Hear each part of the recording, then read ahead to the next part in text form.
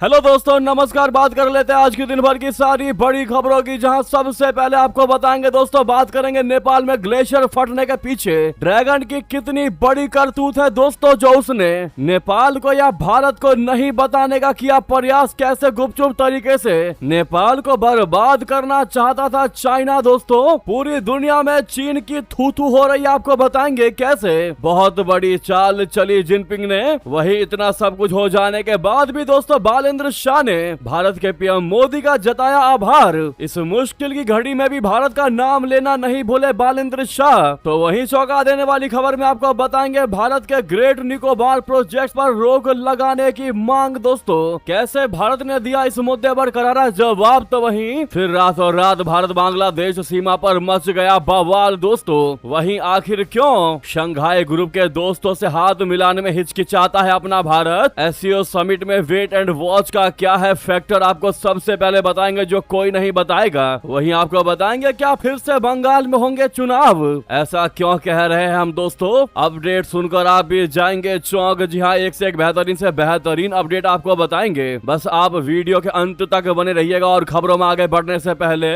भारत देश की बढ़ती साख और पावर का दिल से समर्थन करते और मानते हैं कि अगर नेपाल की इस बर्बादी में चीन ने दुष्टता की है तो इसकी सजा उसको मिलकर रहेगी। तो वीडियो को लाइक करके, चैनल को सब्सक्राइब करके, बेल आइकन दबा के कमेंट में जय हिंद कहना बिल्कुल मत भूलिएगा। दोस्तों, अब बात करते हैं पहली सबसे बड़ी खबर की, जहां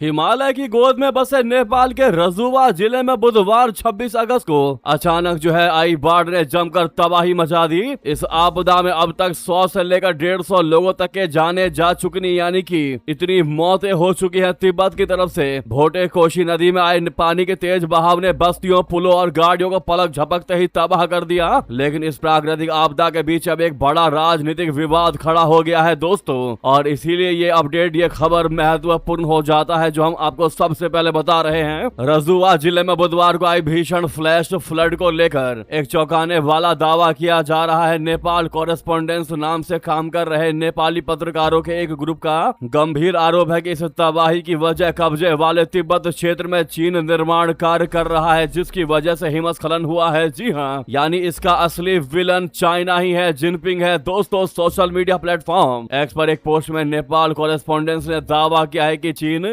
ग्लेशियर वाले इलाकों में शिया ओकांग बस्तियों का निर्माण करा रहा है। इसी कारण से वहां का नाजुक पर्यावरण पर बुरा असर पड़ रहा है और वो खराब हो रहा है। इस कारण अब चीन नेपाल सीमा पर हर साल हिमस्खलन हो रहे हैं। हिमस्खलन बोले तो एवलांचे। दोस्तों, ग्रुप का कहना है कि बुधवार 26 अगस्त को आई तबाही की शुरुआत तिब्बत के ग्यारोंग शहर के पास से हुई थी। आरोप लगाया गया कि इस शहर को पहाड़ों को काटकर और त्रिशूली नदी के प्राकृतिक बहाव को रोककर बनाया गया है। इसके साथ ही रजुआ सीमा पर बने ग्यारोंग पोर्ट को नदी के संगम पर तैयार किया गया है, जिससे नेपाल की ओर बहने वाले पानी की रफ्तार और बढ़ जाती है। दोस्तों, पत्रकारों के ग्रुप ने इसे चीन की एक सोची समझी साजिश बता डाला है। पत्रकारों के ग्रुप ने इसे एक सोची समझी पारिस्थितिकी आपदा भी बताया है और नेपाल के प्रधानमंत्री बालेंद्र शाह से इस मुद्दे को चीन के सामने उठाने तक की मांग कर डाली है। आप नेपाल कॉरेस्पोंडेंस का ये ट्वीट भी देख पा रहे होंगे दोस्तों, जिसकी हेडलाइन है कि एवलांचे कॉज्ड ड्यू टू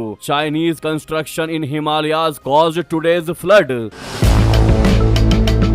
अब ऐसे में दोस्तों, एक बार को चलिए मान भी लेते हैं कि चीन ने गलत तरीके से पहाड़ों की कटाई और नदियों के प्राकृतिक बहाव को रोककर चीजों को करता दिखाई दे रहा है, लोगों को बसा रहा है। एक बार को ये बात भी अगर मान लेते हैं, तब भी चीन अगर चाहता तो नेपाल को अलर्ट कर सकता था। इस सैलाब को आता देख भी चुप रहा ड्रैगन जोश ने बहुत बड़ी भूल कर दी और यही इस कहानी की असली वजह बन गई। और अब तक अटकलें लगाई जा रही थी कि चाइना गलत तरीके से प्राकृतिक चीजों को मोड़ रहा है, प्राकृतिक चीजों के साथ खिलवाड़ कर रहा है। लेकिन जिस प्रकार से उसने इस सैलाब आता देख भी नेपाल को अलर्ट नहीं किया, इससे साफ पता चल रहा है कि चीन चाहता ही था कि ऐसा हो और नेपाल बर्बाद हो जाए। और कल जब वो बेबस हो जाए तो फिर चीन के सामने हाथ फैलाए, चीन से भीख मांगे और चीन उसको कर्ज के जाल में फंसा सके। जी हाँ दोस्तों, अगर इस सैलाब को आने से पहले ही ड्रैगन नेपाल को बता देता तो आप यूँ समझ लीजिए कि कितनी जानें बच जाती और कितने शहर या घर बच जाते दोस्तों। लेकिन लेकिन चीन ने जानबूझकर ऐसा नहीं किया। ये बात हम खुद नहीं बल्कि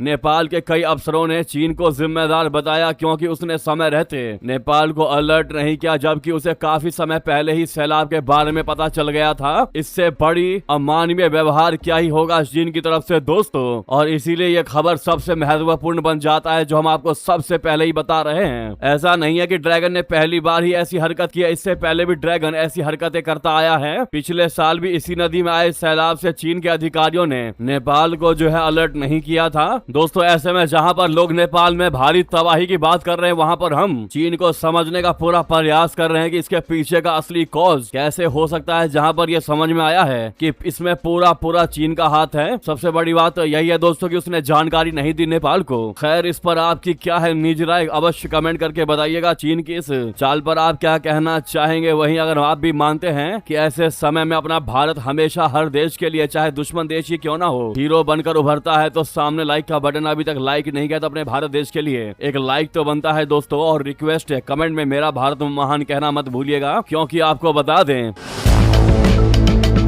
इस मुश्किल की घड़ी में नेपाल के लिए आगे आया अपना भारत भेजी बड़ी मदद। जहां इस मदद को देखकर काफी खुश हुए दोस्तों बालेंद्र शाह, जिन्होंने पीएम मोदी का जताया आभार। नेपाल में इस वक्त चारों तरफ तबाही का मंजर है। अचानक आई बाढ़ ने कई इलाके उजाड़ दिए हैं। घर, सड़कें, पुल और लोग सब कुछ बह गया दोस्तों। सैकड़ों लोग लापता है और अब तक 150 की मौत की जानकारी सामने आई है मैक्सिमम। और ये आंकड़े लगातार बढ़ते जा रहे हैं और लापता होने की संख्या भी 1000 के पार हो चुकी है दोस्तों। जहां पहले 100 लोग लापता थे, अब सीधा 1000, जिनमें से 133 भारतीय ही लापता हैं, जो कैलाश मानसरोवर यात्रा पर भी जा रहे थे। जी हां, ऐसे मुश्किल वक्त में भारत ने बड़े भाई का फर्ज निभाते हुए नेपाल को भारी मदद भेजी है। भारत के प्रधानमंत्री नरेंद्र मोदी जी ने खुद पहल करते हुए नेपाल के प्रधानमंत्री बालेंद्र शाह से फोन पर बात की और तुरंत मदद रवाना की। इसके बाद अब नेपाल के प्रधानमंत्री बालेंद्र शाह ने भारत का दिल से आभार जाहिर किया। उन्होंने भारत की मदद को दोस्ती का प्रतीक माना। नेपाल में मची तबाही के बाद प्रधानमंत्री नरेंद्र मोदी जी ने एक्स पर अपनी बातचीत की जानकारी साझा करते हुए लिखा कि प्रधानमंत्री बालेंद्र शाह से बात हुई और नेपाल में बाढ़ के कारण हुई जनहानि पर अपनी संवेदनाएं व्यक्त की। संकट के इस कठिन समय में भारत के लोग नेपाल के अपने भाइयों और बहनों के साथ पूरी एकजुटता से खड़े हैं। भारत नेपाल को हर संभव मानवीय सहायता प्रदान करने के लिए तैयार है। हमारी टीमें राहत और बचाव कार्यों पर आपस में मिलकर काम कर रही हैं। पीएम मोदी के इस संदेश ने मैसेज दिया कि सीमा के उस पार जब भी कोई मुसीबत आएगी, भारत सबसे पहले मदद के लिए आगे आएगा। वहीं पीएम मोदी जी के संदेश और मदद पर नेपाल के प्रधानमंत्री कार्यालय ने भी आभार जताया, जिनका ट्वीट आप सामने देख पा रहे हो दोस्तों। पीएम बालेंद्र शाह ने प्रधानमंत्री मोदी जी को टैग करते हुए एक्स पर लिखा कि प्रधानमंत्री नरेंद्र मोदी जी, आपके फोन और संवेदनाओं के लिए आपका बहुत बहुत धन्यवाद। इस कठिन समय में आपकी सहानुभूति भरे शब्दों और नेपाल को दी गई मदद का हम दिल से आभार व्यक्त करते हैं। एकजुटता का ये कदम हमारे दोनों देशों के बीच कायम दोस्ती के अस्थायी और मजबूत रिश्तों को दर्शाता है, जिसकी हम बहुत कद्र करते हैं। वहीं जयशंकर जी ने भी कहा कि भारत नेपाल और उसके लोगों के साथ खड़ा है। उन्होंने बाढ़ में जान गंवाने वाले लोगों के परिवार के प्रति संवेदना जताई। साथ ही इस आपदा से प्रभावित सभी लोगों के प्रति भी अपनी सहानुभूति व्यक्त की। भारत की ओर से भेजी गई राहत सामग्री और दवाइयां नेपाल के राहत प्रयासों को मजबूती देने की दिशा में अहम कदम है। दोस्तों, वाकई में ये घटना काफी बड़ी आपदा थी। इस आपदा ने पल भर में आसपास के गाँवों और रास्तों को अपनी चपेट में ले लिया। कई रिहायशी इमारतें और दुकानें मलबे और कीचड़ में जमींदोज हो गई। नेपाल चीन मितेरी पुल समेत 19 पुल बह गए, जिससे संपर्क पूरे तरीके से टूट गया। इस आपदा ने हर किसी के दिल को झकझोर दिया दोस्तों। और वैसे में ये आपदा सिर्फ नेपाल की ही आपदा नहीं बनी है, इसमें भारत को लेकर भी भारत के बिहार क्षेत्र में भी टेंशन का माहौल है। जहां पर गृह मंत्री अमित शाह जी ने यूपी बिहार के सीएम से बात की। एनडीआरएफ को हाई अलर्ट पर रखा है दोस्तों। भारत सरकार ने कहा है कि वो नेपाल में अचानक आई बाढ़ से पैदा हुई स्थिति पर जो है लगातार कड़ी नजरें बनाए हुए हैं। केंद्रीय गृह मंत्री अमित शाह जी ने इस संबंध में बिहार और उत्तर प्रदेश के मुख्यमंत्रियों से बात की। भारत नेपाल बॉर्डर पर एसएसबी के जवान भी अलर्ट मोड पर खड़े हैं। मंत्रालय ने बताया कि केंद्रीय जल आयोग बोले तो सीडब्ल्यूसी की सलाह और मीडिया रिपोर्ट के मुताबिक नेपाल चीन सीमा के आसपास अचानक आई बाढ़ के कारण नेपाल में भारतीय सीमा से करीब 160 किलोमीटर दूर फुर के खोला में त्रिशूल नदी का जलस्तर अचानक बढ़ गया है। इस बाढ़ का असर भारत में गंडक नदी के निचले इलाकों में भी पड़ सकता है। ऐसे में इस आपदा को देखते हुए समय रहते बिहार और उत्तर प्रदेश की राज्य सरकारों ने भारत भारत नेपाल सीमा के पास रहने वाले स्थानीय भारतीय समुदायों को जो है सुरक्षित स्थानों पर पहुंचाने और अन्य सहायता देने जैसे कदम उठाए हैं। दोनों राज्यों को सतर्क रहने और स्थिति पर कड़ी नजरें रखने की सलाह दी है। फिलहाल जो जानकारी सामने आई है, नेपाल की बाढ़ से गंडक नदी में अचानक पानी बढ़ता दिखाई दे रहा है। दोस्तों, जैसी उम्मीद लगाई जा रही थी वही होता दिखाई दे रहा है। जहां बैराज के 36 गेट खोल दिए गए हैं। मोतिहारी, गोपालगंज समेत बिहार के 8 जिलों में हाई अलर्ट है। साथ ही कैलाश यात्रा पर गई ईशा फाउंडेशन के 80 श्रद्धालु लापता, सदगुरु भी वहीं पर मौजूद हैं। दोस्तों, अब इन मुद्दों पर आपकी जो भी निजी राय हो अवश्य कमेंट करके बताइएगा। अगर आप कोई सॉल्यूशन देना चाह रहे हो या यूपी और बिहार के लोगों से कोई मैसेज देना चाह रहे हो जिनके यहाँ पर अलर्ट जारी हुआ है, तो आप कमेंट में लिख सकते हैं। साथ ही साथ नेक्स्ट खबर की चौंका देने वाली अपडेट की बात कर लेते हैं, जहां भारत के ग्रेट निकोबार प्रोजेक्ट पर रोक लगाने की मांग। यूनाइटेड नेशन की नस्लीय भेदभाव उन्मूलन समिति ने क्या तर्क दिया, बता दें। संयुक्त राष्ट्र की नस्लीय भेदभाव उन्मूलन समिति ने भारत के ग्रेट निकोबार प्रोजेक्ट पर रोक लगाने की मांग कर डाली है। उसने 25 अगस्त को अपनी टिप्पणियों में सिफारिश की है कि भारत ग्रेट निकोबार द्वीप पर अपने सभी इंफ्रास्ट्रक्चर प्रोजेक्ट को तब तक के लिए निलंबित कर दे जब तक कई पहलुओं को लेकर विस्तृत अध्ययन पूरे नहीं हो जाते। जी हाँ, उसने इन प्रोजेक्ट से ग्रेट निकोबार द्वीप पर रहने वाले स्थानीय जनजाति समुदायों पर प्रतिकूल प्रभाव पड़ने की आशंका जताई है। हालांकि भारत ने समिति की रिपोर्ट को राजनीति से प्रेरित और दुर्भावनापूर्ण बताते हुए सिरे से खारिज कर दिया है। द वायर की रिपोर्ट के मुताबिक समिति ने यह भी सिफारिश की है कि भारत अपने विधायी ढांचे जैसा कि वन अधिकार अधिनियम की समीक्षा करे। समिति का दावा है कि यह अधिनियम देश में स्वदेशी समुदायों के अधिकारों को प्रभावी ढंग से मान्यता या संरक्षण नहीं दे रहा है, जिसमें ग्रेट निकोबार द्वीप पर रहने वाले आदिवासी समुदाय भी शामिल हैं। भारत द्वारा प्रस्तुत 20वीं और 21वीं आवधिक रिपोर्टों के जवाब में समिति ने 11 और 12 अगस्त को आयोजित बैठकों के बाद ये टिप्पणियां की हैं। जी हां, 25 अगस्त को भारत को भेजे गए अपने लेटर में समिति ने इन टिप्पणियों को सूचीबद्ध किया है। दोस्तों, जिनको नहीं पता कि CERD क्या है यानी CERD बोले तो संयुक्त राष्ट्र नस्लीय भेदभाव उन्मूलन समिति क्या है, तो उनको बता दें। ये जो है एक स्वतंत्र विशेषज्ञों का एक निकाय है जो सदस्य देशों द्वारा सभी तरह के नस्लीय भेदभाव को खत्म करने वाले कन्वेंशन ICERD के कार्यान्वयन की निगरानी करता है। यह 18 मानवाधिकार विशेषज्ञों की एक समिति है जो व्यक्तिगत क्षमता में कार्य करते हैं। वहीं आपको बता दें, भारत ने नस्लीय भेदभाव के इस उन्मूलन पर संयुक्त राष्ट्र समिति की रिपोर्ट में किए गए उल्लेखों को सीधा सीधा खारिज कर दिया। भारत ने इन्हें राजनीति से प्रेरित और बेहद दुर्भावनापूर्ण बताया है। नस्लीय भेदभाव के उन्मूलन पर अंतर्राष्ट्रीय संधि ICERD के तहत भारत की 11वीं आवधिक समीक्षा के बाद समिति की रिपोर्ट को लेकर मीडिया के सवालों के जवाब में विदेश मंत्रालय के प्रवक्ता रणधीर जायसवाल जी ने कहा कि भारत ने इसमें रचनात्मक ढंग से भाग लिया। जायसवाल जी ने कहा कि भारत ने 1960 के दशक में नस्लीय भेदभाव यानी कि रेशियल डिस्क्रिमिनेशन के उन्मूलन पर अंतर्राष्ट्रीय संधि पर विचार विमर्श और उसका मसौदा बनाने में अग्रणी भूमिका निभाई थी। उन्होंने नस्लीय भेदभाव से निपटने में भारत की दृढ़ प्रतिबद्धता दोहराई। समीक्षा के दौरान भारत ने अपने संवैधानिक सुरक्षा उपायों, मजबूत कानूनी ढांचे, वंचित समुदायों की सुरक्षा में निरंतर प्रयासों का उल्लेख किया है। उन्होंने कहा कि जिनेवा में भारतीय मिशन ने नस्लीय भेदभाव उन्मूलन संधि समीक्षा पर विस्तृत प्रेस विज्ञप्ति पहले ही जारी कर दी थी। जी हां दोस्तों, बड़ी जानकारी वहीं बता दें। भारत बांग्लादेश सीमा पर मचा बवाल, BGB ने शेखी बघारते हुए BSF जवानों पर कर दिया यह दावा, बता दें। भारत बांग्लादेश सीमा पर एक बार फिर तनाव बढ़ गया है। बांग्लादेश की सीमा की रखवाली करने वाले BGB ने आरोप लगाया है कि उसने सीमा सुरक्षा बल बोले तो BSF के छोड़े गए हथियारों को वापस लौटाया है। BGB ने कहा कि BSF के 3 जवान लाल मोनिर हाट के हाथी बांधा बॉर्डर पर बांग्लादेशी लोगों के साथ हुई बहस के बाद 2 शॉटगन और एक वॉकी टॉकी छोड़कर पीछे लौट गए थे। उन हथियारों को बरामद कर फ्लैग मीटिंग के बाद BSF को वापस लौटाया गया है। हालांकि BSF की तरफ से इस दावे पर कुछ नहीं कहा गया। दोस्तों, प्रथम आलो की रिपोर्ट के मुताबिक मंगलवार दोपहर लाल मोनिर हाट के हाथी बांधा बॉर्डर पर स्थानीय लोगों और सीमा सुरक्षा बल के 3 जवानों के बीच बहस हो गई। इस घटना के दौरान स्थानीय लोग जमा हो गए और विरोध करने लगे। लाल मोनिर हाट के हाथी बांधा में भेलागुरी बॉर्डर पर यह बहस मवेशियों के चरने को लेकर शुरू हुई थी। खबर सुनकर और भी स्थानीय लोग विरोध करने के लिए मौके पर जमा हो गए, जिसके बाद BSF के जवान बांग्लादेश के इलाके से पीछे हटते समय 2 शॉटगन और एक वॉकी टॉकी वहीं छोड़ गए, जिसके बाद BGB ने इनको कस्टडी में ले लिया। यानी इस हथियार और वॉकी टॉकी सेट को BGB ने बरामद करके हिरासत में लिया। मंगलवार शाम BGB और BSF के बीच बटालियन कमांडर स्तर पर हुई फ्लैग मीटिंग के दौरान BSF के हथियार और वॉकी टॉकी लौटा दिए गए। लाल मोनिर हाट 15 BGB की एक प्रेस विज्ञप्ति ने मंगलवार रात इसकी जानकारी दी है। दोस्तों, तो वहीं आपको बता दें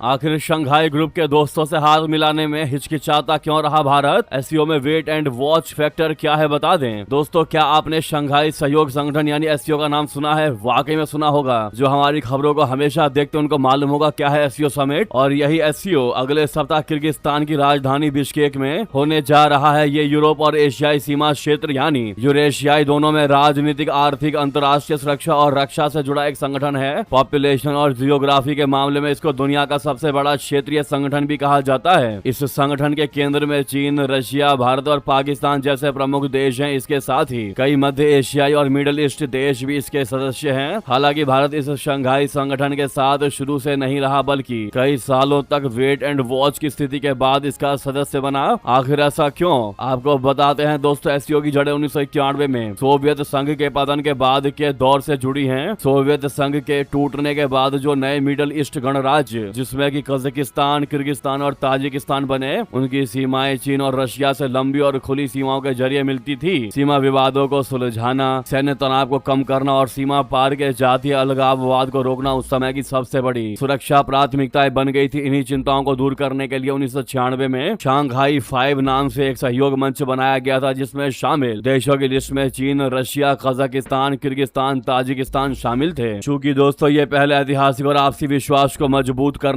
में बेहद कामयाब रहा, इसीलिए सदस्य देशों ने इसके दायरे को केवल सीमा सुरक्षा मंच से बढ़ाकर एक व्यापक क्षेत्रीय सहयोग ढांचे में बदलने का फैसला किया। उज्बेकिस्तान को आधिकारिक रूप से शामिल करने के बाद 15 जून 2001 को इस समूह का नाम बदलकर औपचारिक रूप से शांघाई सहयोग संगठन यानी एससीओ कर दिया गया। ऐसे में सबसे बड़ा सवाल, भारत को इसमें शामिल होने में देरी क्यों लगी? बता दें, हालांकि भारत को 2005 में एससीओ में ऑब्जर्वर का दर्जा मिल गया था, लेकिन वो जून 2017 तक इसका फुल टाइम मेंबर नहीं बन पाया था। भारत की इस देरी के पीछे जटिल जियोपॉलिटिकल इक्वेशन, अंदरूनी इंस्टीट्यूशनल दिक्कतें और क्षेत्रीय संतुलन की रणनीतियां थी, जिसमें चीन, रशिया पावर सेंटर, भारत का बैलेंस एक्ट, पाकिस्तान का फैक्टर, ये सारी चीजें मौजूद थी। लेकिन फिर भी बाधाओं और अपने पाकिस्तान जैसे दुश्मन देश के शामिल होने के बावजूद भी भारत ये समझ चुका था कि इस समूह से बाहर रहने का मतलब अपने ही पड़ोस में अपनी अहम आवाज को खो देना है। भारत के शामिल होने के फैसले के पीछे यही कई मुख्य कारण थे, जिनमें पहला था आतंकवाद से मुकाबला, दूसरा मध्य एशिया में कनेक्टिविटी, तीसरा यूरेशिया में प्रभाव का संतुलन। यही रीजन रहा दोस्तों कि शंघाई ग्रुप के दोस्तों से हाथ मिलाने में हिचकिचाता रहा अपना भारत, और लास्ट में वेट एंड वॉच के फैक्टर को इस्तेमाल करने के बाद आखिरकार इसमें भारत शामिल हो ही गया। भारत के इस कदम का क्या आप सराहना करेंगे? अवश्य लिखकर बताइएगा। वहीं आपको बता दें,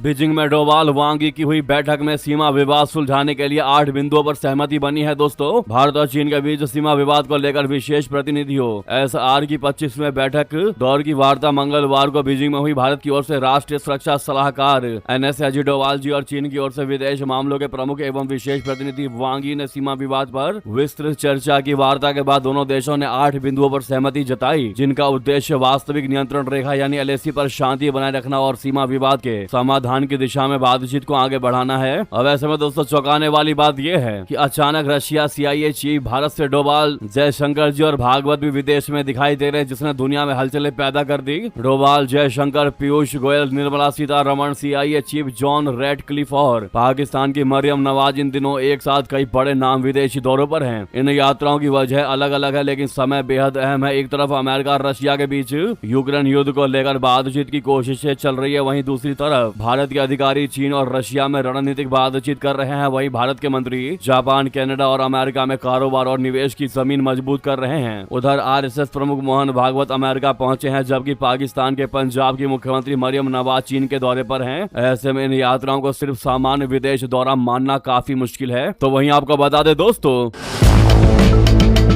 सऊदी यूएई को छोड़ा पीछे, भारत बना कीनिया के लिए सबसे बड़ा तेल सप्लायर। कैसे कर बैठा ये कमाल, बता दें दोस्तों। भारत जो है वो अपनी आवश्यकता का 90% से अधिक कच्चा तेल दुनिया के अलग अलग देशों से आयात करता है, लेकिन तेल निर्यात में भी हम सऊदी और यूएई को पीछे छोड़ देंगे, यह जरूर चौंकाने वाली रिपोर्ट है। अगर आप भी इस बात से हैरान है तो आपको बता दें कि भारत अपनी पड़ोसी देश बांग्लादेश समेत कई देशों को तेल निर्यात भी करता है। यूक्रेन द्वारा रशिया के ऑयल प्लांट्स पर हमले के बाद भारत ने रूस को भी ईंधन सप्लाई की थी, जबकि जबकि खुद रशिया दुनिया को तेल निर्यात करता है। अब भारत ने बड़ा कीर्तिमान हासिल करते हुए कीनिया को भी तेल सप्लाई करने के मामले में सऊदी और यूएई को पीछे छोड़ दिया है। दोस्तों गौरतलब है कि ईरान और अमेरिका संघर्ष के चलते कई महीनों से हरमुज से निर्यात व्यवस्था बाधित हुई है, जिसका असर दुनिया के कई देशों पर पड़ा है। इस संकट की घड़ी में भारत कई देशों के लिए मददगार साबित हुआ है। भारत अब कीनिया के लिए पेट्रोल, डीजल, जेट फ्यूल और फ्यूल ऑयल का सबसे बड़ा स्रोत बन गया है। दोस्तों खास बात यह है कि भारत अपनी आवश्यकता का 90% से अधिक कच्चा तेल आयात करता है, लेकिन मजबूत रिफाइनिंग क्षमता के कारण तैयार पेट्रोलियम उत्पादों का बड़ा निर्यातक भी है। बेल्जियम की कमोडिटी डेटा कंपनी कपलर के आंकड़ों का हवाला देते हुए अमेरिका के डलास स्थित ऊर्जा अर्थशास्त्री अनस अल हाजिज ने बताया कि भारत ने कीनिया को गैसोलीन, डीजल, जेट फ्यूल और फ्यूल ऑयल की आपूर्ति में यूएई और सऊदी अरब की जगह ले ली। जी हाँ दोस्तों, इससे बड़ी बात क्या ही होगी भारतीयों के लिए, जहां हर एक भारतीयों का सीना गर्व से चौड़ा हो रहा है, वो भी ऐसे समय में जब पूरी दुनिया में तेल की सप्लाई ठप पड़ी है। दोस्तों उधर बता दें,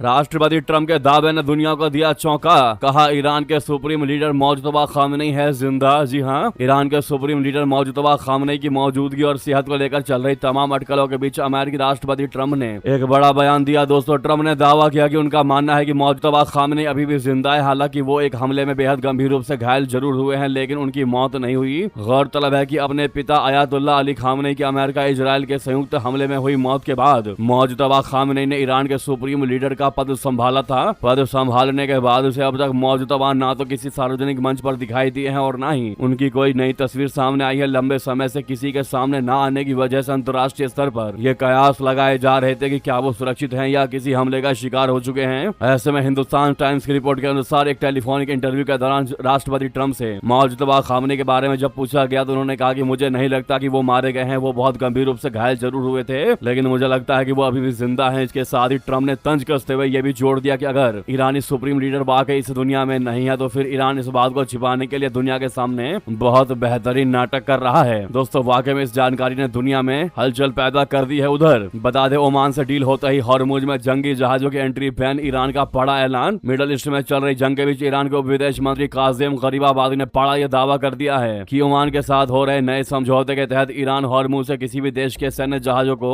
गुजरने नहीं देगा। ऐसे में ईरान ने स्टेट ऑफ हॉर्मुज को लेकर बड़ा फैसला करते हुए 45 जहाजों पर प्रतिबंध लगा दिया। इसमें चौंकने वाली बात यह है कि इसमें भारत और पाकिस्तान के भी जहाज शामिल हैं। ईरान का आरोप है कि इन जहाजों ने हॉर्मुज से जुड़े नियमों को तोड़ा है। तो वहीं आपको बता दे दोस्तों,